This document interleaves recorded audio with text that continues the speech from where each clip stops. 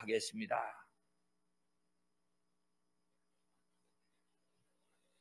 좋으신 하나님, 예배의 자리에 저희들이 있습니다. 사모함을 더합니다. 기도와 찬양을 통하여 믿음의 큰 그릇 예비했습니다.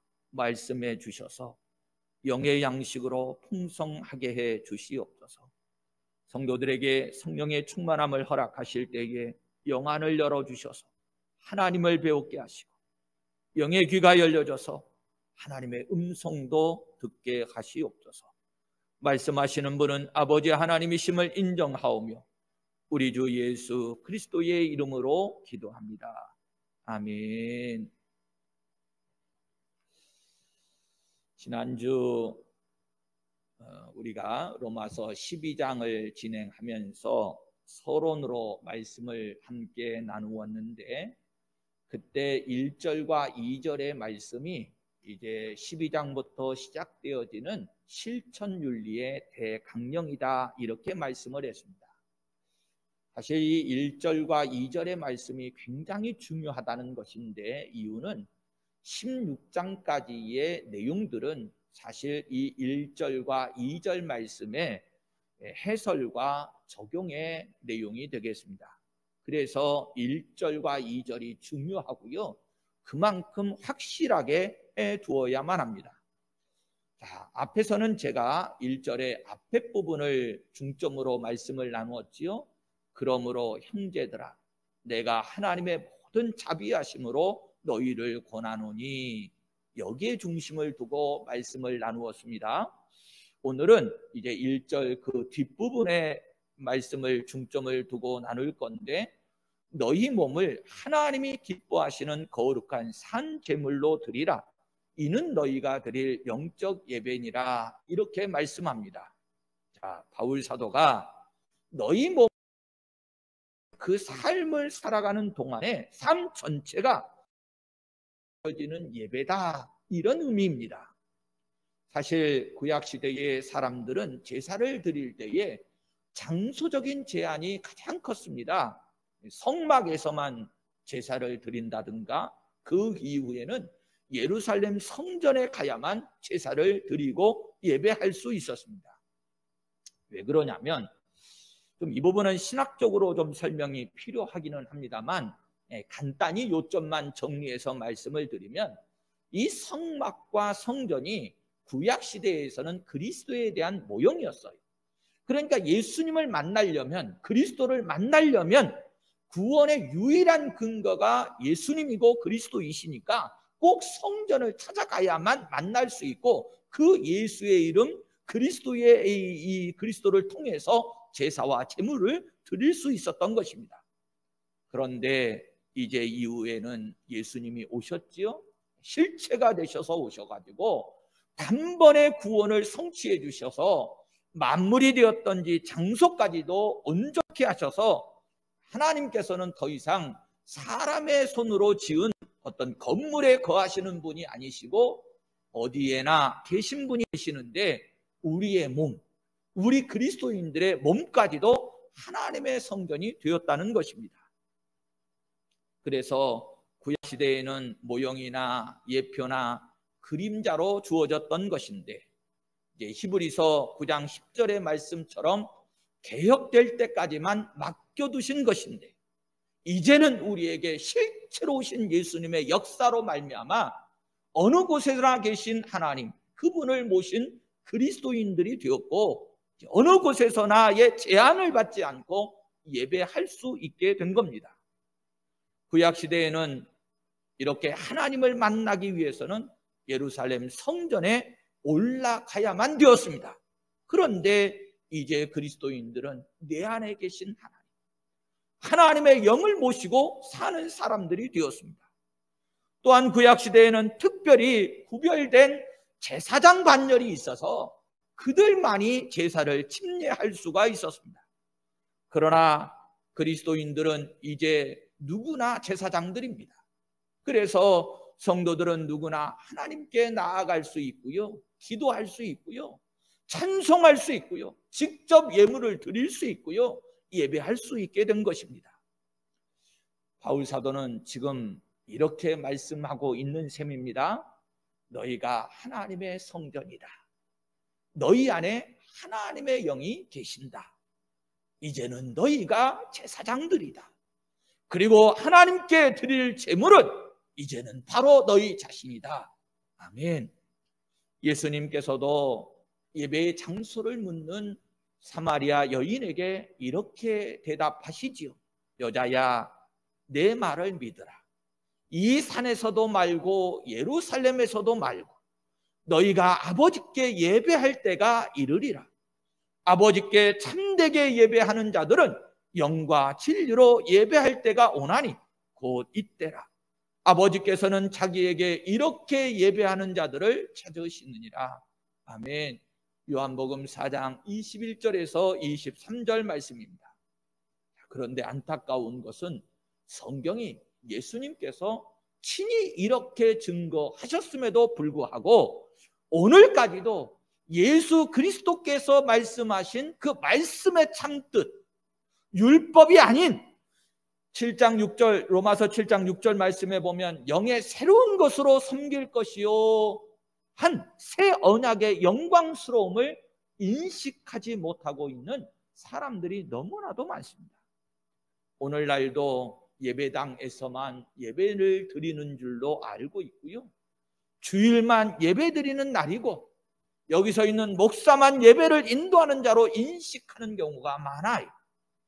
결국 되돌아보면 예수님 당시에 외식하는 서기관들이나 바리새인들과 다를 바가 없는 모습을 현재 여전히 우리들도 가지고 있습니다. 그렇습니다. 하나님께서는 지금도 영과 진리로 예배하는 자들을 찾고 계십니다. 그러나 우리는 하나님께 예배하는 것을 여전히 어떤 장소에 국한시키고 어느 한 날로 제한하고 있는 것은 아닌가 안타까운 마음이 들어갑니다. 그러면 현재 우리가 이렇게 성전에 주일날 함께 모여서 예배하는 것은 뭡니까? 이렇게 물으실 수 있어요. 여러분, 이것은 증거와 예표를 우리 스스로가 삼고 있는 것인데, 우리가 주일에 함께 예배하는 것은 비교를 해보면 우리는 이미 예수를 믿겠다고 고백하는 순간부터, 이 자리에 나오는 순간부터 성령 세례를 받은 사람들입니다. 그럼에도 불구하고 물 세례를 받는 것은 증거로 삼기 위한 것처럼 함께 예배하는 것 또한 우리가 예배자입니다, 영과 진리로 예배합니다 라고 하는 것을 육신의 모습을 가지고 있기 때문에 증거와 예표로 삼는 것뿐이에요. 바리새인들이나 서기관들, 율법주의자들이 드리는 예배의 모습과 현재 우리가 드려지는 예배의 의미는 완전히 다른 겁니다. 우리가 예수님을 모셨고 우리가 있는 어느 곳이든 하나님이 계시고 우리가 어떤 모습으로든 하나님 앞에 예배할 수 있다라고 하는 것이 성경의 가르침이고요, 우리가 그것을 함께 모여 증거와 예표로 삼고 있는 것뿐이에요. 조금 더 설명을 드려보면 이렇습니다. 이것은 정말로 놀라운 은혜거든요. 특별히 오늘 성경을 보면 삶 전체가 하나님께 드려지는 예배다 그러잖아요. 이게 얼마나 놀라운 은혜이고요, 구약적 사고를 가지고 있는 사람들은 이것이 어떻게 가능한 건데요? 이렇게 반문할지 모르겠습니다. 그런데요, 이것은 특별히 아무에게나 주어진 권면이거나 특권이 아니에요. 오직 그의 삶 전체, 그 몸 자체를 하나님의 성전을 삼고 그 영을, 하나님의 영을 모신 사람들에게만 주어지는 특권입니다. 여러분들은 고린도전서 6장 17절에 주와 합하는 자는 한 영이니라 라고 하신 말씀을 믿으십니까? 다시요, 예전에 제가 강조했던 적이 있었습니다. 우리가 하나님과 우리가 하나다, 한 영이 되었다라고 하는 것을 부부 일심동체라고 하는 어떤 신비를 통해서도 말씀을 나눈 적이 있고, 사실 우리 인간의 이 이성으로는 이해할 수 없는 삼위일체의 비밀도 이 속에 담겨져 있습니다만, 어쨌든 우리는 하나님의 말씀이고 그것을 믿습니다. 주와 합하는 자는 한 영이니라. 그러면 어떻게 해서 주와 합하여 한 영을 이룬다라고 하는 것이 가능하게 되어졌을까? 구약시대 성도들에게도 열리지 아니했던 참 비밀스러운 내용이거든요. 더더군다나 불신자들은 알지 못하는 영광스러움인데, 구약시대의 내용을 보면 하나님의 영이 그들 속에 거할 때는 항상 장소적 개념이 강했어요. 신의 산에 임했다든가, 또는 모세의 성막에 임했다든가, 솔로몬의 성전에 임하셨다든가, 그러하셨던 하나님이십니다. 그런데 그렇게 임하셨던 하나님이 우리의 몸을 통해 어떻게 하나님의 성전을 삼으시고 우리 안에 거하게 되셨는가? 대답은 오직 하나밖에 없습니다. 로마서 3장 24절 말씀에 그리스도 예수 안에 있는 속량으로 말미암아 하나님의 은혜로 값없이 의롭다 하심을 얻은 자 되었기 때문입니다. 하나님도 의로우신데 예수를 믿는 우리들도 이제 의롭다함을 받았으니 더 이상 중간에 막힌담이 필요 없게 되어졌고, 오직 주와 합하여 한 영을 이루게 되는 것이 가능해졌다는 거예요. 진리입니다. 복음의 진리입니다.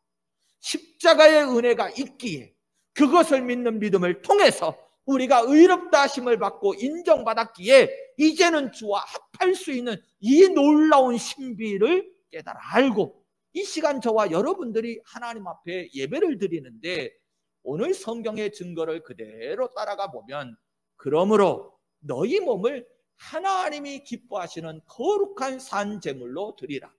이는 너희가 드릴 영적 예배니라. 아멘. 이렇게 말씀하는 거예요. 자, 여기서 좀 더 생각해 볼 것은 산 제물이라고 말씀하시지요. 예수 그리스도께서 나를 대신해서 죽으셨는데 단번에 제물이 되어 주셨기 때문에 우리는 산 제물로 드리는 것이 이제 가능하게 된 거거든요. 그런데 여러분, 제물이라는 말씀에 저와 여러분들이 조금 깊이 좀 생각해 보십시다.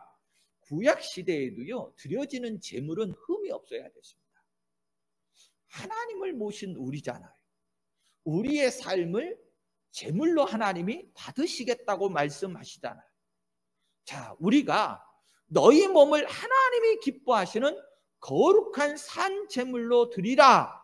이건 당연히 그래야 되는 것이지요. 성도 여러분, 가벼이 생각하지 마세요. 하나님이요, 우리를 받으시는데 삶 자체를 어떤 제물로 받기를 원하시느냐? 거룩한 산 제물로 받기를 원하셔요.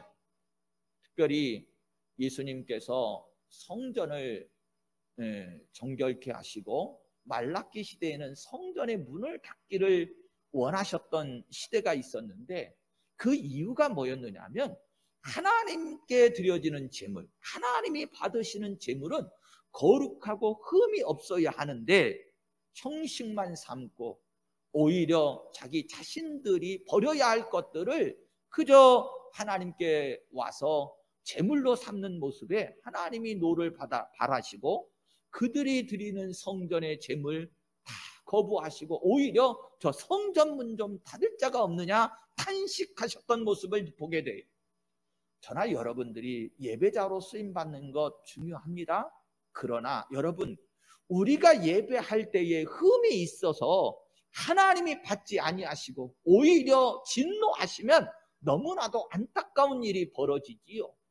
성도 여러분, 하나님께서 받으시는 제물은 거룩한 산 제물이라 이렇게 말씀해요. 유념하셔야 합니다. 그러면 이 말씀을 조금 더 깊이 생각해 볼게요. 저나 여러분들이 이제 성도이고 그리스도의 모습으로 살아갑니다. 이 모습을 제자된 삶이다 이렇게 표현하기도 합니다. 그런데 이렇게 그리스도인으로서의 제자된 삶을 살아가면 희한하게 어떤 희생적인 측면을 얘기를 하고 그것들을 강조하는 것을 보게 되어져요. 희생적인 것만 강조하는 것, 이게 맞는 것일까? 저는 그렇지는 않다고 봅니다. 물론 그리스도의 제자된 삶 속에 희생의 삶이 필요하기는 합니다. 그러나 그들은요, 희생의 삶만 얘기하고 강조하면 참된 것을 알지 못하는 거예요. 왜냐하면 제자된 삶 속에는 사실은 무엇이 더 충만하냐면 희생 이전에 기쁨과 감사와 감격이 더 충만하거든요.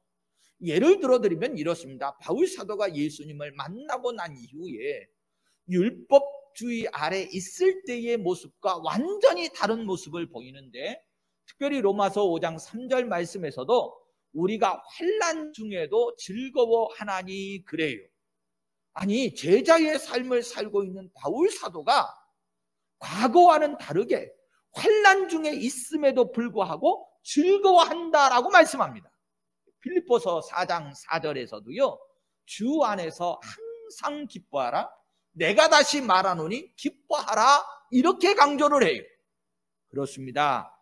자기 몸을 하나님이 기뻐하시는 거룩한 산 제물로 드리는 성도들은요, 그 얼굴 표정부터 달라요. 왜요? 그 심령에 무엇이 있어서요? 예, 감사와 기쁨, 즐거움, 감격이 넘쳐나고 있기 때문에 그래요. 그래서 사실은 우리가 교회 안에 함께 모여 서로 성도의 공동체를 만들고 각종 직분과 사명을 가지고 충성하고 헌신할 때의 모습을 보면 표시가 나거든요. 어떤 이들은 정말 가련하고요, 지치고요, 처량한 모습으로 이 예배하고 봉사하는 모습을 보이기도 해요. 그런데 성도 여러분, 저나 여러분들은 성령의 표현대로 하면 마치 어떤 사람들처럼 보여져야 되냐면, 세상 사람들이 보니까 마치 예수 믿는 제자들의 삶이 세술에 취한 삶 같았다는 거예요. 그들은 무엇에 취했는지 기쁨과 감격이 충만한 사람들의 모습이었습니다. 여러분, 그 세술이 뭐지요? 예, 성령의 충만하심 속에서 우리가 무엇을 하든 어떤 환난 중에 있든 즐거워하고 기뻐할 수 있게 된 거지. 그럴 때 이 모습이 진정 하나님이 기뻐하시는 거룩한 삶의 모습이고, 하나님의 예배라고 하는 것을 꼭 기억하시기 바랍니다. 이걸 조금 세부적으로 좀 설명해 볼까요? 이렇게도 좀 비유를 들어볼 수 있을 건데, 우리 성도님들의 삶의 현장을 정말로 우리에게 가져와서 좀 생각해 보세요. 특별히 가정에서 주부들이 음식을 만들 때에는 물론 가족들을 위해서 섬김이지요, 음식을 잘 만들 겁니다. 그런데 지금 성경의 표현대로 하면 그것 자체도 예배를 드리고 있는 삶이라는 거지요. 이렇게 좀 생각해 보시면 어떨까요? 물론 우리가 가족들을 위해서 음식을 준비하는 시간이지만 그 모습을 하나님께서 우리를 받으실 때에는 우리가 마치 예수님께 드리기 위해서 예수님이 잡수실 음식을 준비하는 것처럼 하고 있으면 그것은 결국 그 자리는 예배의 자리이고 하나님이 받으신다는 거죠. 사실 우리들도요, 삶의 자리를 읽으면서 다양한 모습으로 삶의 터전을 읽어가고 있잖아요. 농촌이니까 농사를 지으며 수고의 땀방울을 흘릴 때도 있고요, 때로는 어떤 이들은 직장인이 되기도 하고 어떤 이들은 사업을 경영하기도 하고, 별의별 다양한 환경 속에서 저와 여러분들이 수고의 땀방울을 흘며 삶의 터전을 일구고 있어요. 그런데 성경이 지금 말씀하고 있는 내용은 뭐냐면, 그 모든 것들이, 그 삶의 모습이 하나님이 받으시기를 원하시는 제물이라는 거지요. 여기에 거룩함을 더하려면 꼭 인식하셔야 합니다. 내가 이 자리에 있는 것은 나의 유익과 나의 욕심을 따라 있는 것이 아니고, 내가 수고의 땀방울을 흘리는 것은 단지 먹고 살기 위한 것이 아니고, 하나님께서 맡겨주신 사명에, 하나님께서 내게 허락해 주신 시간에 하나님께서 이후에 나의 삶의 터전도 주인이라고 하는 것을 인정하고, 하나님이 맡겨주신 사명의 자리다, 이것을 통해서 빛이 되고 소금 되기를 원하신다, 내가 이 수고의 땀방울을 위해서 무엇인가 하나님의 영광을 드러내기를 원한다, 그리스도의 향기가 되어져서 이 지역사회와 나의 삶의 자리를 채워가기를 원한다고 할 때, 그것은 여러분 하나님이 맡겨주시고 하나님이 이루시고 하나님이 받으시는 거룩한 산 제물의 삶이 되어질 줄로 믿습니다. 특별히 저나 여러분들이 이 말씀은 꼭 기억하셨으면 좋겠어요.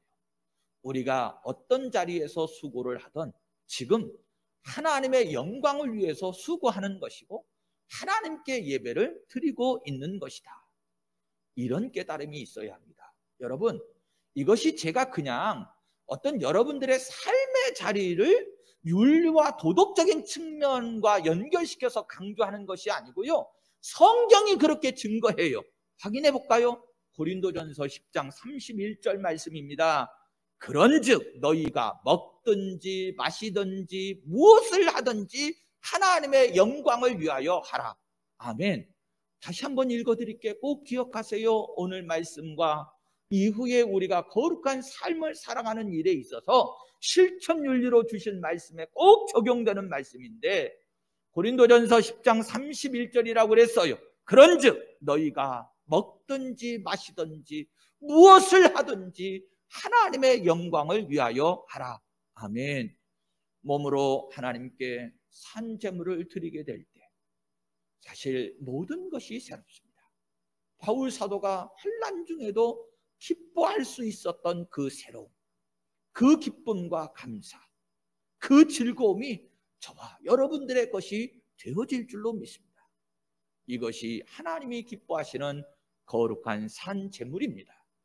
이후에 저와 여러분들에게도 반드시 이 말씀이 이루어지고 또 말씀으로 인도함 받는 성도들이 되시기를 예수님의 이름으로 축원합니다.